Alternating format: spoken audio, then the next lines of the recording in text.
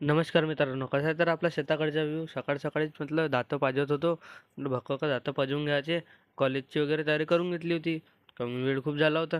म्हटलं चला कॉलेजचा चार्जर दिसला आणि चार्जर बी टाकून घेतो. कसं मोबाईल चार्जिंग जास्त खतम होते ना मग तिकडं. तिकडे जाऊन निघून गेलो कॉलेजसाठी.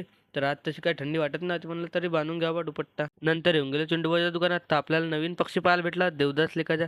मग म्हणलं यायला जाऊ दे. मग याच्याकडे पाहत होतो. हे पहा ना कसं गेममध्ये घुमता यायला मारलं पाहिजे कसा पाहत होता मागं तिथून कामडीसाठी कॉलेजसाठी. तर हा म्हणते आज कुठं जाऊ म्हणजे म्हणलं कॉलेजला जाऊन कुठे जाणार आहो आपण कुठे जाऊ शकतो का प्रेझेंटीसाठी जायच लागते.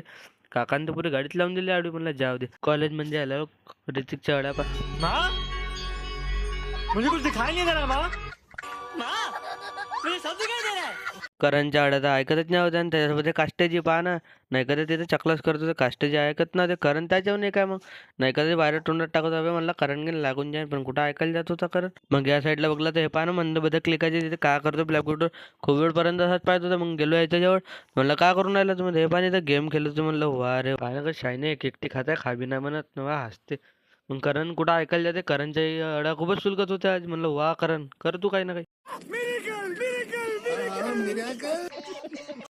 सुट्टी वगैरे होऊन गेली आम्हाला. मग आम्ही निघतो घरच्यासाठी हे पण नुसते मोबाईल पाहत राहते. मग आम्ही येऊन गेलो कणाला चला भेटून ब्लॉग मध्ये.